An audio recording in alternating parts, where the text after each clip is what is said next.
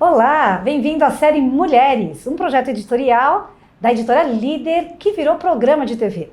Nós queremos aqui entrevistar mulheres de diferentes segmentos, finanças, marketing, recursos humanos, para contar um pouquinho desse universo feminino, desse papel múltiplo que a mulher exerce no mundo corporativo. Hoje, especialmente, temos aqui a nossa convidada, Suzana Kubrick.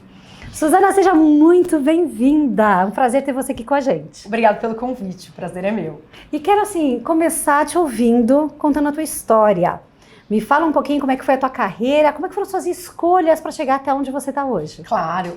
Eu comecei a minha carreira na Unilever, uma empresa de consumo, trabalhando na área de RH. A minha entrada em RH foi mais ou menos por acaso. Eu cursei administração de empresas na FAAP, gostava muito dos temas de pessoas e surgiu uma oportunidade de estágio na Unilever. E aí foi quando eu me apaixonei. Eu me apaixonei pelo desenvolvimento de pessoas. Eu gosto muito dessa parte de gestão de talentos, desenvolvimento organizacional, desenvolvimento de pessoas e o impacto que a gente pode gerar na transformação, não só das empresas, mas também dos indivíduos. Depois da Unilever, eu fiz um movimento de carreira para uma ONG. Eu fui ser gerente de RH no Greenpeace, fazendo a profissionalização da ONG no Brasil, onde eu pude implementar muitas das coisas que eu aprendi no ambiente corporativo da Unilever, uma multinacional muito estabelecida, que foi uma escola para mim. Após o Greenpeace, eu conheci meu marido no Greenpeace e tirei um período sabático e fizemos uma viagem, fizemos uma volta ao mundo, onde a gente pôde conhecer mais de 15 países e foi uma experiência cultural incrível. Depois a gente fala um pouquinho mais sobre isso. Na volta, entrei no mundo farmacêutico, trabalhei por 10 anos na indústria farmacêutica, também com gestão de talentos, como generalista de RH, diretora de RH de uma unidade de negócio e, por fim, diretora de RH Latam, onde eu tive a experiência de participar da joint venture com a GlaxoSmithKline. Então, foi uma experiência muito rica de impacto no negócio, de jornada profissional e também pessoal, porque na Novartis eu pude ter as minhas duas filhas, a Sara e a Sofia, então minhas duas gravidezes, essa dicotomia entre mulher executiva e mãe, repensar os papéis, então foi um período bastante interessante e intenso da minha carreira. E atualmente eu atuo na Kantar, é uma empresa de pesquisa mundial, com a sede em Londres, e sou a diretora de RH América Latina. Que bacana! Nossa, que experiência rica! Agora, a gente vê poucas pessoas com essa multiplicidade de segmentos na carreira. Como é que foi para você, né, atuar em diferentes segmentos e onde muitas vezes os próprios requisitantes esperam que você tenha experiência específica naquele segmento? É muito interessante a sua pergunta, porque foi uma opção consciente. É lógico, a primeira mudança não, mas depois disso foi uma opção consciente. Eu acho que enriquece a vida de um profissional de RH conhecer diferentes negócios.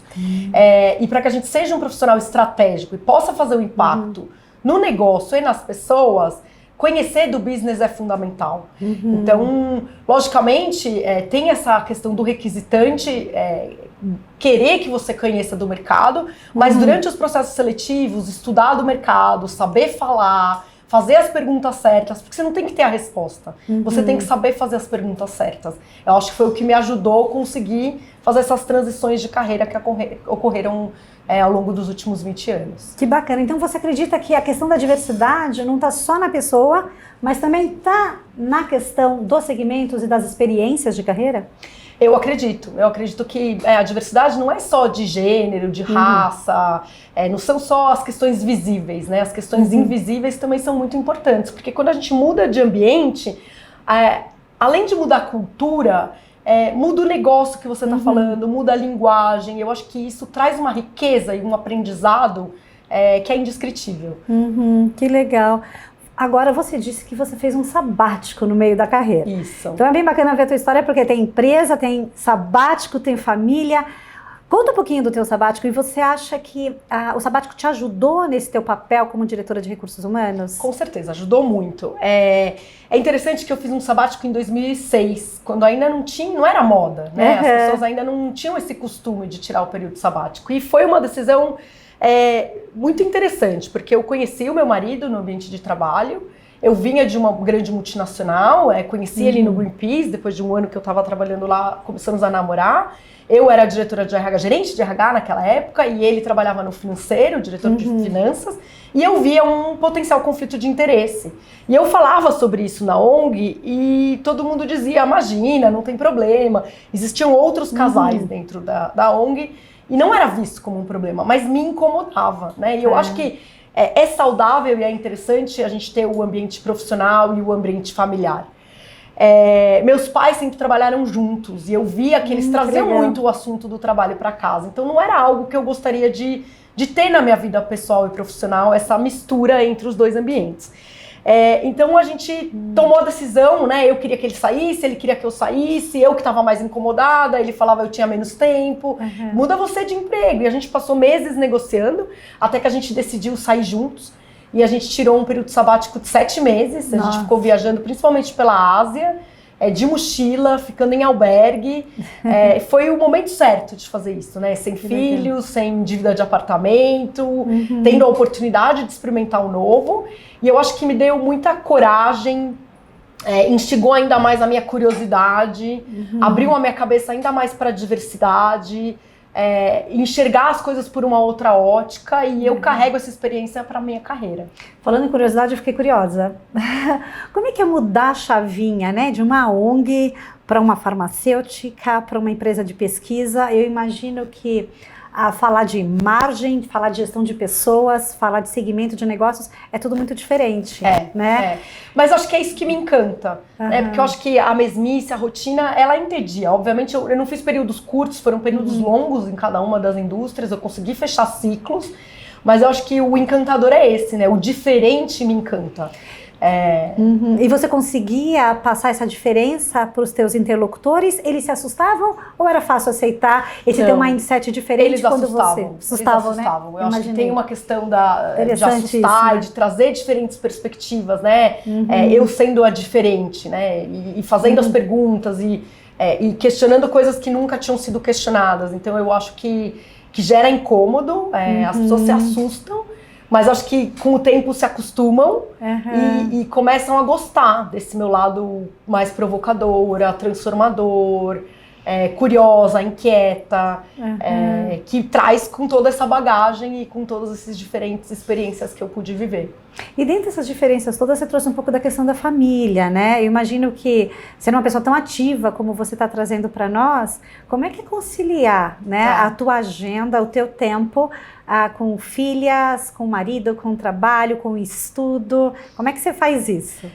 Olha, eu vou dizer que na minha primeira gravidez eu fiquei com muito receio de como seria isso, porque eu sempre fui uma pessoa muito apaixonada pelo trabalho. Eu gosto muito de ler, de estudar, eu gosto de trabalhar longas horas, eu me engajo em projetos, então eu quero sempre fazer mais, porque eu enxergo o impacto e gosto de contribuir. Então eu tinha muito receio.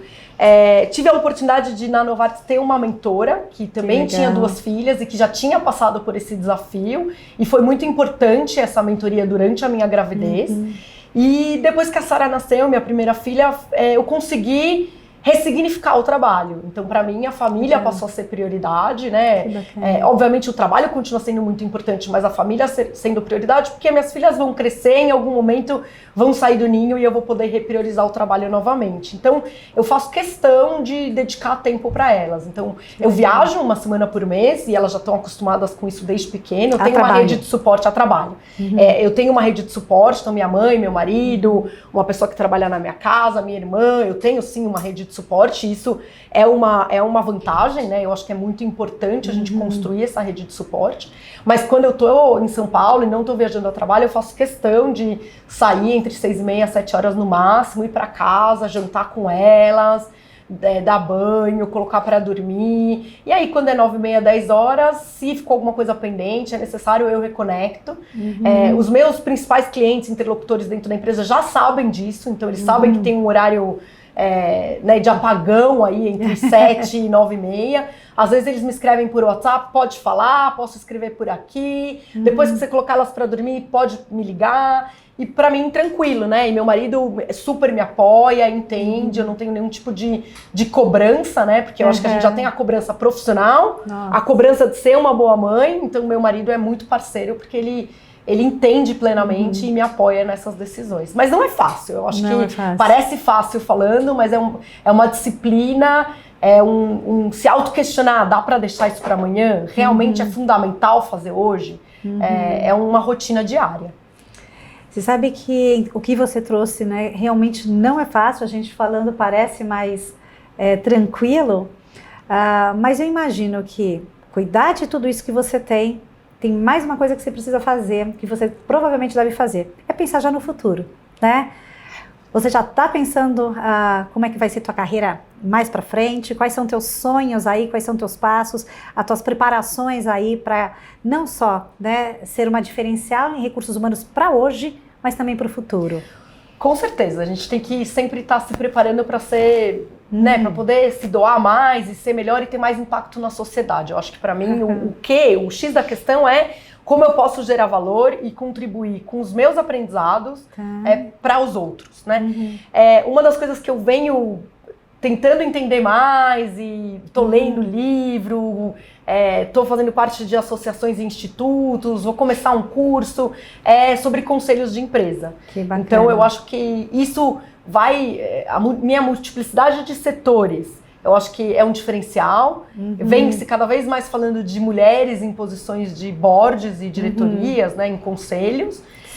E isso é uma coisa que eu tenho interesse não só como próximo passo de carreira, mas também como autodesenvolvimento. Que legal! Você sabe que a gente tem estudos que dizem que o percentual de mulheres em conselho nas empresas brasileiras é muito baixo. Dependendo do que você considera empresas abertas ou fechadas, esse número não chega a 4%. E muitos deles estão relacionados às próprias mulheres das famílias empresárias. Então, assim, quando você traz esse tema, eu acho que você já está dando aqui um caminho muito bacana, não só para a tua carreira, mas para as empresas. Lógico, né? E dica para outras mulheres, né? Porque não explorar esse caminho e perseguir uma cadeira num conselho, né? Que legal. Eu participo de alguns grupos de mulheres, né? Mulheres do Brasil, Mulheres do Varejo, o 30% Club, Mulheres e Propósito, que são grupos de mulheres que estão justamente nessa intenção de apoiar mais mulheres, né? Então, assim, que bacana saber que você tem esse interesse. E é bacana também que quem está ouvindo já pode contatar você, conhecer você de uma forma melhor e aí conversar um pouco mais. Eu acho que esse caminho é super bom. Estou à disposição. A gente tem que se apoiar, né? Eu acredito muito nessa rede e nesse apoio que a gente tem que dar uns aos outros no mercado. E como é que você tem visto esse papel feminino e masculino? A gente conversava um pouquinho, né, nos bastidores, e a gente sabe que é um tema novo, mas é um tema quente e tem muitos olhares, né, vieses aí muito diferentes sobre essa questão. Como é que você vê o papel da mulher hoje em dia? Olha, eu acho muito importante esse empoderamento feminino, a gente falar cada vez mais de mulher, dessas redes de apoio, das empresas trocarem práticas, mas eu venho vendo cada vez mais importante a inclusão do homem no diálogo. Porque eu acho que só redes de mulheres para mulheres, a gente não está falando do todo. E quando a gente fala de diversidade, a gente está falando de equilíbrio. A gente não está falando da predominância feminina. Obviamente, a gente está muito distante desse mundo. A gente ainda tem que fortalecer muito mais as mulheres em posição de liderança, em posições de conselho, etc. Mas se a gente não trouxer o homem para o discurso, eu acho que não facilita a evolução das mulheres. Tem vários blogs, etc. Tem o Papo de Homem e as empresas vêm cada vez mais trazendo esse viés também para o discurso. Eu acredito muito nisso. Eu também. Eu acho que o caminho é o equilíbrio. É o equilíbrio. Né? Que legal. Queria que você deixasse uma mensagem para a gente, para as pessoas que estão aqui, que vão te ouvir e vão se inspirar em você. Quer deixar uma mensagem para o povo? Claro. A chave da liderança é o autoconhecimento. Eu acredito muito que olhar para dentro, entender o impacto que você tem nos outros é fundamental e você só consegue fazer isso se autoconhecendo e olhando para dentro. Que legal. Muito obrigada por ter vindo. Desejo todo sucesso e conta com a gente. Mais uma vez, obrigado pelo convite. Até mais. Ficamos por aqui. O nosso programa, a série Mulheres, volta com mais inspiração.